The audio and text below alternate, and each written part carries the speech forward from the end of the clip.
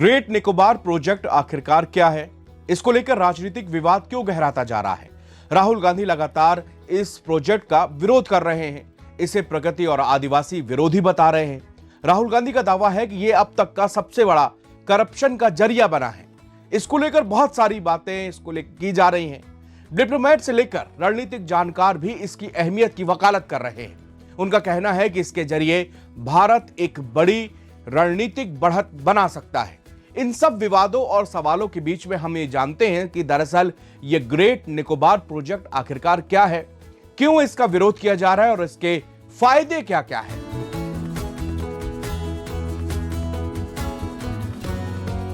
सबसे पहला सवाल यह है कि ये ग्रेट निकोबार प्रोजेक्ट दरअसल है क्या। ग्रेट निकोबार का भूगोल अपने आप में भारत के लिए एक प्राकृतिक वरदान से कम नहीं है। यह द्वीप अंडमान और निकोबार द्वीप समूह के सबसे दक्षिणी छोर पर स्थित है और स्ट्रेट ऑफ मलक्का के पश्चिमी प्रवेश द्वार से मात्र 40 समुद्री मील की दूरी पर है। इसकी अहमियत का अंदाजा इस बात से लगाया जा सकता है कि दुनिया का लगभग 30% कंटेनर व्यापार इसी रास्ते से होकर गुजरता है। 166 वर्ग किलोमीटर फैली इस परियोजना में एक ट्रांसशिपमेंट बंदरगाह, एक बिजली संयंत्र, एक एयरपोर्ट और एक नया शहर बसेगा। ये इस इलाके को हिंद महासागर और स्वेज नहर और दूसरे अहम वैश्विक व्यापारिक मार्गों से जोड़ने के लिए डिजाइन किए गए हैं। सरकार का कहना है कि दुनिया के सबसे व्यस्त समुद्री मार्ग मलक्का स्ट्रेट के पास बन रही इस परियोजना से इंटरनेशनल बिजनेस और टूरिज्म को बढ़ावा मिलेगा।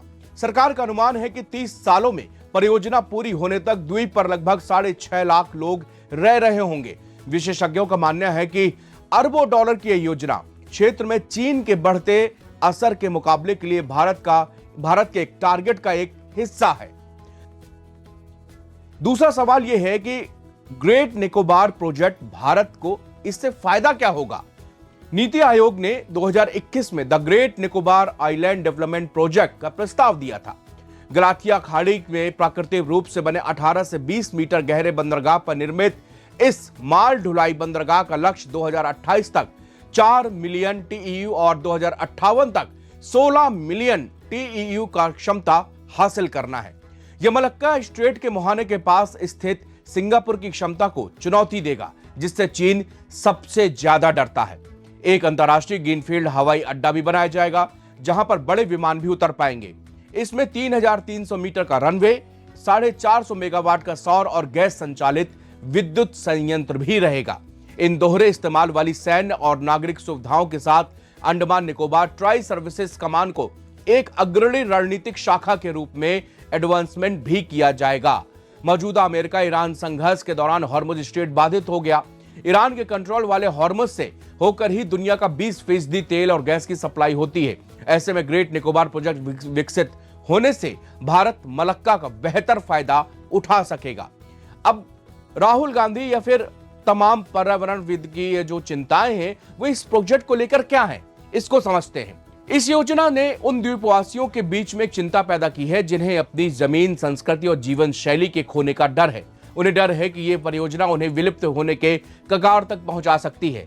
अंडमान और निकोबार द्वीप समूह दुनिया के कुछ सबसे अलग थलग और कमजोर जनजातियों का घर है, जिसमें से 5 समूहों को विशेष रूप से कमजोर रूप में वर्गीकृत किया गया है। इसमें जारवा, उत्तरी सेंटिनली, ग्रेट अंडमानी, ओंगे और शाम्पेन जनजातियां शामिल है। जारवा और उत्तरी सेंटिनली जनजातियां काफी हद तक बाहरी दुनिया के कभी भी संपर्क में नहीं आई। वहीं ग्रेट निकोबार द्वीप समूह से लगभग 400 शाम्पेन लोगों को भी बाहरी दबावों के कारण अपनी जीवन शैली खोने का खतरा है। यह एक खानाबदोश जनजाति है जिसमें से अधिकांश लोग जंगल के अंदरूनी हिस्सों में रहते हैं। उनकी संस्कृति के बारे में ज्यादा कुछ पता नहीं है, क्योंकि उनमें से बहुत कम लोग ही बाहरी दुनिया के संपर्क में हैं। पर्यावरणविदों का कहना है कि इस परियोजना से पर्यावरण को बहुत अधिक कीमत चुकानी पड़ेगी। भारत के पर्यावरण मंत्रालय ने साफ कहा है कि परियोजना के लिए द्वीप के कुल क्षेत्रफल का केवल 130 वर्ग किलोमीटर या 14% हिस्सा ही साफ किया जाएगा। फिर भी यहां पर लगभग 9.5 लाख से अधिक पेड़ हैं। विशेषज्ञों का कहना है कि वास्तविक संख्या इससे कहीं अधिक भी हो सकती है। अब ग्रेट निकोबार प्रोजेक्ट को लेकर चीन क्यों परेशान है? चीन हड़बड़ाहट में है। चीन की चिंताएं क्या है? जिंताओ के उस बयान के करीब 22 साल के बाद चीन की समस्या और बढ़ती गई है। 2025 में चीन का कुल तेल आयात करीब 80% इसी मलक्का स्ट्रेट के जरिए होता रहा है। इस तेल की कीमत 312 बिलियन डॉलर सालाना बैठती है। स्ट्रेट ऑफ मलक्का का सबसे ज्यादा सकरा पॉइंट 2.8 किलोमीटर चौड़ा है। वहां से पूरी दुनिया करीब 3.5 ट्रिलियन डॉलर का कारोबार गुजरता है। यहीं से चीन का कुल समुद्री यातायात करीब 2/3 गुजरता है। मलक्का चीन के लिए कितना महत्वपूर्ण है, इसे ऐसे समझिए कि यहां पर हर दिन चीन का 1.5 करोड़ बैरल तेल गुजरता है। भारत को प्राकृतिक रूप से तोहफे में मिले अंडमान निकोबार द्वीप समूह मिला हुआ है, जिसका दायरा 700 किलोमीटर से भी ज्यादा तक फैला है। यह दायरा मलक्का के दरवाजे तक है। ग्रेट निकोबार का दक्षिणी सिरा सिंगापुर, पोर्ट किंग और कोलंबो के काफी पास में है। इन द्वीपों के पास में जो समुद्री रास्ते हैं उसका करीब 60% चीन अपने ट्रेड के लिए इस्तेमाल करता है। ऐसे में इन रास्तों पर नियंत्रण स्ट्रेटेजिक ट्रम्प कार्ड है, जो कि चीन को बेहद नागवार गुजरता है।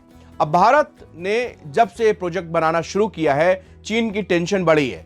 भारतीय नौसेना की 3 युद्धपोत अंडमान निकोबार कमांड में स्थित है। फर्स्ट पोस्ट की एक रिपोर्ट के मुताबिक 2019 में अंडमान और निकोबार कमांड को मिलिट्री इंफ्रास्ट्रक्चर अपग्रेड करने के लिए 5,650 करोड़ रुपए दिए गए थे। अब यह कमांड पोर्ट ब्लेयर में आईएनएस उत्कोश, ग्रेट निकोबार में आईएनएस बाज और उत्तरी अंडमान में आईएनएस कोहासा स्थित है। जाहिर है ये तीनों ही युद्धपोत मलक्का स्ट्रेट के पास होने वाली गतिविधियों पर नजर रख सकते हैं। भारत के 3 युद्धपोतों के चलते चीन की चिंता यही है, जो समंदर में दबदबे की नापाक फिराक पर रहता है। पूर्व वायुसेना प्रमुख आरकेएस भदौरिया ने भी इस पूरे मार्ग के बारे में ऐसी ही बातें बता रखी हैं। भारतीय वायुसेना के पूर्व air chief marshal Rakesh Kumar Bhadauria ने राहुल के बयान पर हैरानी जताते हुए इसे गेम चेंजर करार दिया था। उन्होंने इसे हॉर्मुज स्ट्रेट के बंद होने की हालात में विकल्प भी बताया था। न्यूज एजेंसी एएनआई से बात करते हुए कहा कि मैं इस बयान से काफी हैरान था। इस परियोजना को समझना महत्वपूर्ण है। उन्होंने कहा कि अगर यह बंदरगाह बन जाता है तो यह मलक्का स्ट्रेट से महज 150 किलोमीटर दूर होगा, जो चीन के 75% ऊर्जा व्यापार का मार्ग है। इससे भारत के समुद्री और हवाई मोर्चे पर प्रभुत्व में काफी हद तक वृद्धि भी होगी। राहुल गांधी ने इसे विकास की आड़ में विनाश करार दिया है। वहीं सितंबर 2025 के एक संपादकीय में कांग्रेस संसदीय अध्यक्ष सोनिया गांधी ने इसे द्वीप समूह के स्वदेशी आबादी शोम्पेन जनजाति के वजूद पर खतरा और उनके विशिष्ट पारिस्थितिकी तंत्र के लिए खतरा बताया था। पूर्व air chief marshal RKS Bhadauria ने इस पर एक पूरा आर्टिकल लिखा है। इसमें उन्होंने इस प्रोजेक्ट की खासियत बताई थी। उन्होंने लिखा था, ग्रेट निकोबार को अनसिंकेबल एयरक्राफ्ट करियर कहा जाता है। इसका मतलब है कि हमारे पास समुद्र के बीच एक ऐसा स्थायी ठिकाना होगा जो किसी जहाज की तरह डूब नहीं सकता, लेकिन उसकी तरह काम कर सकता है। वहां से वायुसेना के विमान उड़ सकेंगे, नौसेना के शिप में वहां पर वॉर जो है नौसेना के जहाज संचालन कर सकते हैं और तीनों सेनाएं मिलकर एक संयुक्त रणनीति बना सकती हैं। अंडमान और निकोबार में पहले से ही त्रिसेवा कमान है, लेकिन उसे आधुनिक बनाने की जरूरत है, जो कि ये पूरा कर सकता है। सबसे महत्वपूर्ण बात यह है कि हमारे सबसे बड़े भू राजनीतिक प्रतिद्वंदी चीन का 75 से 80% ऊर्जा और तेल आयात इसी मलक्का कॉरिडोर से होकर गुजरता है। पेइचिंग में बैठे चीनी रणनीतिकार इसे अपनी सबसे बड़ी कमजोरी मानते हैं, जिसे वो मलक्का डिलेमा भी कहते हैं। चीन दशकों से स्ट्रिंग ऑफ पल्स रणनीति के तहत हमारे पड़ोसी देश जैसे पाकिस्तान के ग्वादर, श्रीलंका के हम्बनटोटा और म्यांमार के क्याओकू बंदरगाह पे अपने सैन्य और दोहरे उपयोग वाले बेस बनाकर हमें घेरने की कोशिश कर रहा है। वो थाईलैंड में क्रॉक कैनाल बनाने की फिराक में है, ताकि मलक्का स्ट्रेट को बाईपास कर सीधे हिंद महासागर में प्रवेश कर सके। ऐसे में ग्रेट निकोबार में एक मजबूत आधुनिकीकरण और सैनिकृत उपस्थिति दर्ज कराना चीन के इस विस्तारवादी चक्रव्यूह को सबसे सटीक, अचूक और हार्ड पावर जवाब है।